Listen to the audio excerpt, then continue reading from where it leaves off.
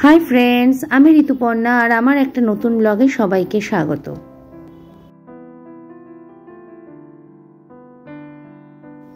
आज 6 कार्तिक, आजकेर महादशमी। सबाइके विजया दशमीर शुभेच्छा, अभिनंदन, भालोबासा, बड़ोदेर प्रणाम एवं छोटोदेर प्रीति और शुभेच्छा जानिए आजकेर ब्लगटा शुरू करछि। आशा करी पुजो सकलेर भालो केटेছে। আমরা এখন রয়েছি ঝাড়খণ্ডে, মধুপুরে আমরা স্টে করেছি, তবে আজকের আমরা গিরিডি যাচ্ছি। আজকের পর্বে কিন্তু বিশেষ কিছু রয়েছে, দেখতে থাকুন আমার সাথে। প্রতিদিনের মতো আজ আর ছাদ থেকে নয়, আজকের আমি ব্যালকনি থেকেই ব্লগটা শুরু করছি।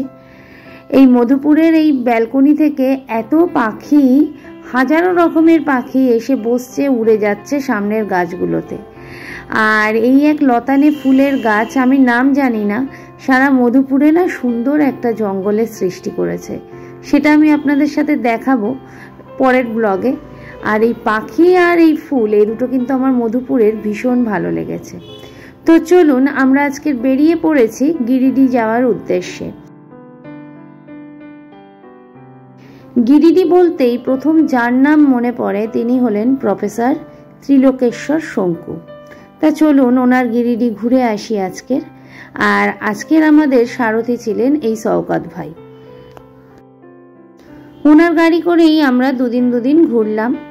তো ঝাড়খণ্ড বলতে প্রথমেই যা মনে পড়ে, চোখের সামনে ভেসে ওঠে অজস্র জঙ্গল, সবুজে মোড়া একটা জায়গা, লাল মাটি, পাহাড়, ছোট ছোট টিলা আর হচ্ছে নদী। এই হচ্ছে ঝাড়খণ্ড। আর ঝাড়খণ্ডে আলাদা করে কি দেখব, পুরো ঝাড়খণ্ডটাই কিন্তু দেখার মতো একটা জায়গা। আর বলতেই হয় ঝাড়খণ্ডের রাস্তা কিন্তু ভীষণ ভালো। এখন আমরা রয়েছি বুড়াই নদীর সামনে। এখন যদিও জল নেই, কিন্তু দুদিন আগে কিন্তু এখানে বন্যা হয়েছিল এই নদীতেই। আর বুড়াই নদীটা পেরিয়েই প্রায় 1 কিলোমিটার পরেই রয়েছে বুড়াই পাহাড়। তো নামটাও অদ্ভুত। এখানে বুড়াই বলতে হচ্ছে বুড়ো, মানে অত্যন্ত প্রাচীন একটা পাহাড় বলে স্থানীয় মানুষরা এই পাহাড়কে বুড়াই পাহাড়, বুড়াই নদী বলে। নদীরও যেমন প্রাচীনত্ব রয়েছে, একটা অনিত্যবহ নদী, বর্ষাকাল ছাড়া অন্য সময় জল থাকে না, তেমন কিন্তু পাহাড়ও হচ্ছে সেই প্রাচীনতাটা বহন করছে। এই পাহাড়গুলো কিন্তু এক একটা খনি বলা যায়। এই পাহাড়গুলো কিন্তু পুরোপুরি লোহা দিয়েই তৈরি বলতে গেলে। লোহা যে খনিজ উপাদান এখানে কিন্তু রয়েছে। একটা পাহাড়ের রেঞ্জ শেষ হচ্ছে, আর একটা নতুন পাহাড়ের রেঞ্জ শুরু হচ্ছে। এগুলো ঠিক পাহাড় না, ছোট ছোট টিলা বলাই ভালো।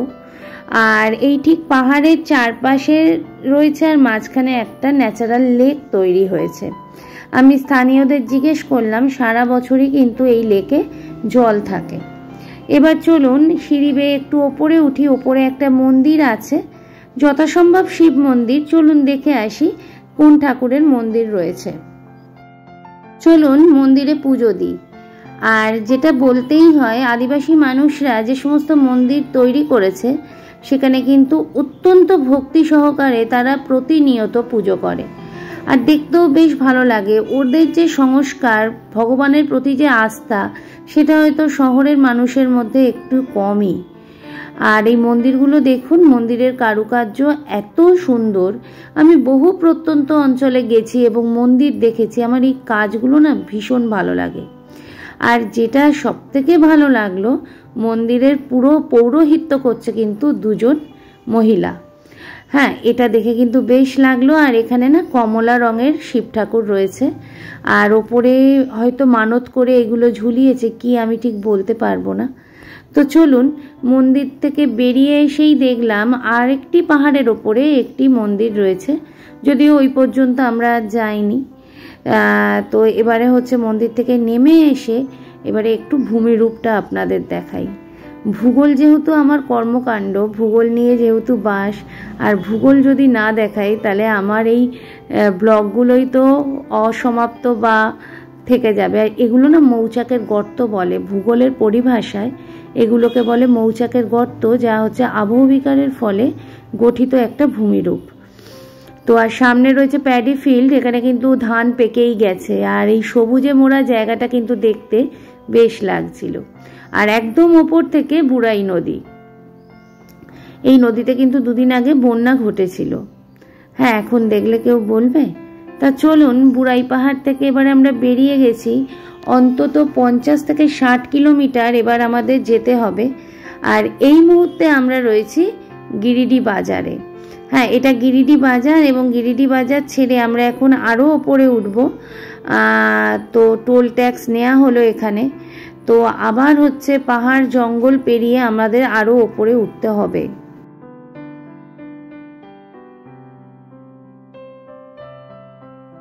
ইটকাট জঙ্গলের মধ্যে থেকে থেকে মাঝে মাঝে এই সবুজে যেতে কিন্তু বেশ লাগে। বিশুদ্ধ অক্সিজেন আমাদের জীবনটাকে মনে হয় আরও বাড়িয়ে দেয়, তাই কিন্তু প্রায় চলে যাই এই সমস্ত জায়গাগুলোতে।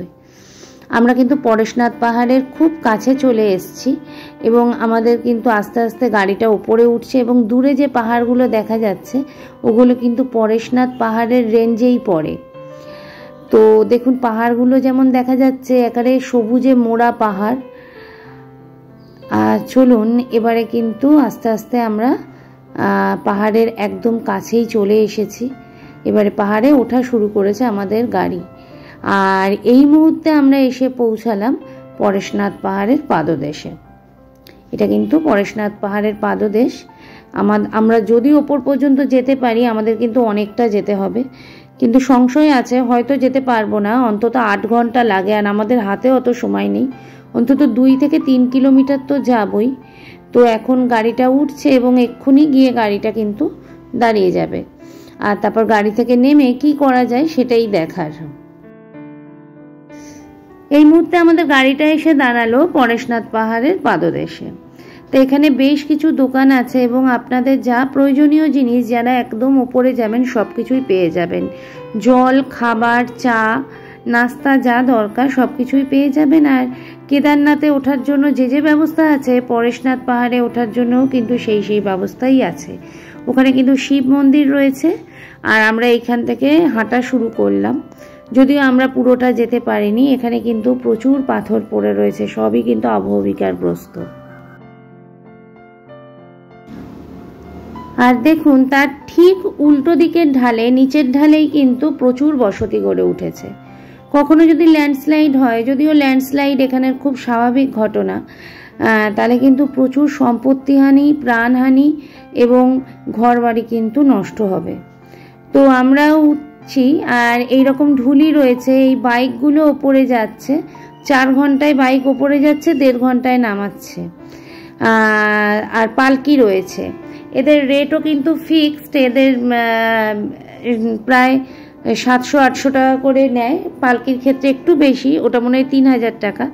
তা ওদের অফিস আছে, সেই কেউ যদি যান সেই কাউন্টার থেকে নিয়ে নেবেন। তো আমরা এখন উঠে যাচ্ছি, আর আমরা 3 কিলোমিটার 3.5 কিলোমিটার মতো গেছিলাম।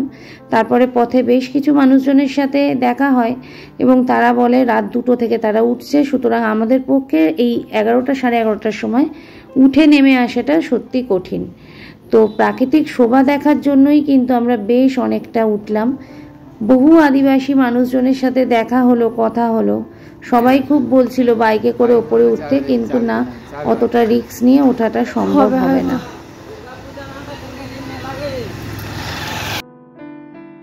দলমা পাহাড়ের মতো, শুশুনিয়ার মতো এখানেও কিন্তু হাতির পাল রয়েছে। তো আমরা এবারে নেমে আসছি, এই যে এটা পালকি, এতে করে কিন্তু মানুষ যাচ্ছে। আর দশমী হওয়ায় সারা গিরিডি বন্ধ। আমাদের আজকের দুপুরের লাঞ্চে ছিল চা, সিঙ্গারা। চা কিন্তু সারা ঝাড়খণ্ডে ভীষণ ভালো একটা চা পেয়েছি আমরা, দুধ চা, ভীষণ ভালো খেতে।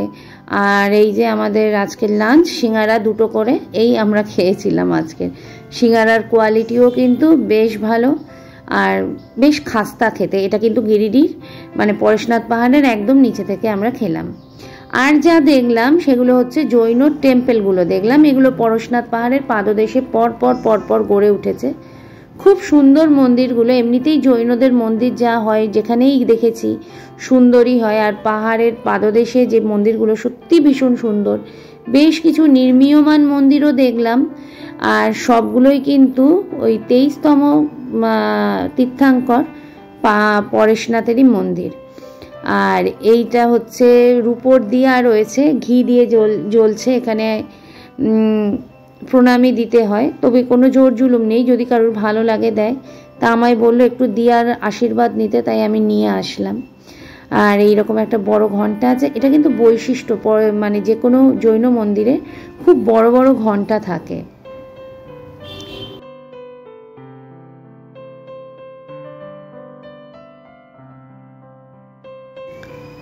বেশ লাগে জৈন মন্দিরে যেতে, পাণ্ডাদের দৌরাত্ম্য নেই, টাকা পয়সা নিয়ে কাড়াকাড়ি নেই, খুব শান্ত সিদ্ধ এই বৌদ্ধ জৈন মন্দিরগুলো হয়, সত্যি বেশ ভালো লাগে। তো চলুন আরেকটি মন্দির দেখাই। এই মন্দিরটা কিন্তু ভীষণ সুন্দর, আর দরজাটা কিন্তু আটকে দিচ্ছিল। थोड़ा रुको ना भैया, हमें देखना है अंदर। थोड़ा रुको, अभी आ गए हैं हम, थोड़ा जाने दो प्लीज प्लीज। 12 बजे तक बंद होने का। थोड़ा दो ना, फोटो मत लीजिएगा तो। अच्छा फोटो नहीं लेंगे, चलो। যাই হোক, অল্প একটু ফটোও নিলাম, ভিডিওও নিলাম। তো মন্দিরটা কিন্তু দেখতে খুব সুন্দর, ভেতরের কারুকাজ পরিষ্কার পরিচ্ছন্ন, একদম টিপটাপ মন্দির যাকে বলে, আর কারুকাজও কিন্তু খুব সুন্দর।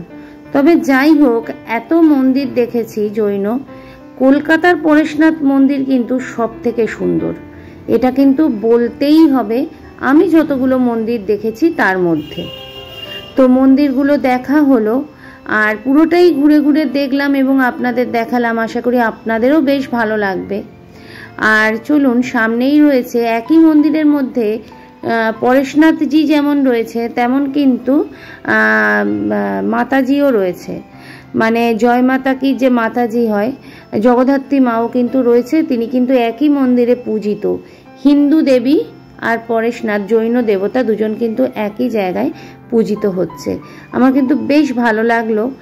আর এটাও একটা মন্দির, পদ্ম ফুলের আকারে মন্দিরটা তৈরি হয়েছে এবং মন্দিরের বেশ কিছু অংশ ভাঙা হচ্ছে, নতুন করে নির্মাণ করা হবে বা রিপেয়ারিংয়ের কাজ চলছে। যাই হোক, এটাও কিন্তু আর একটা মন্দির।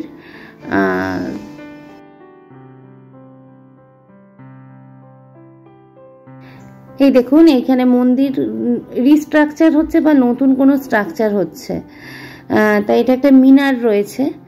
আর ঠিক তার পাশে আরও একটা মন্দির রয়েছে। এই পুরো অঞ্চলটার মধ্যে প্রায় 12 থেকে 14টা মন্দির রয়েছে। আর এটা একটা প্রসেশন যাচ্ছে, যথাসম্ভব দশমী বলেই এই প্রসেশনটা বেরিয়েছে, তবে ঠাকুর ছিল না, মাথায় ঘট ছিল। তো এই প্রসেশনটা যাচ্ছে। আর এখানে চুড়ির দোকানগুলো না ভীষণ সুন্দর। তো আমিও গাড়ি থেকে নেমে একটা দোকানের সামনে দাঁড়িয়েই পড়লাম আর এই চুড়ি নেব বলে। আর বেশ সস্তায় না, আমি বেশ কিছু চুড়ি পেলাম, তাই নিয়েও নিলাম। আজকের ব্লগটা এখানেই শেষ করছি। দেখা হবে কালকের উশ্রী জলপ্রপাতে। উশ্রী নদী, পাহাড়ে ঘেরা জায়গা, সেখানেই আমরা যাব কালকের, আর সেখানেই আপনাদের সাথে দেখা হবে। তো যদি ভালো লাগে আমার ব্লগগুলো লাইক শেয়ার কমেন্টস করবেন, আর যেতে যেতে ভালো লাগলে পেজটাকে ফলো করে দেবেন, ঘাটতিগুলো জানাবেন। সকলে সুস্থ থাকবেন, ভালো থাকবেন। নমস্কার।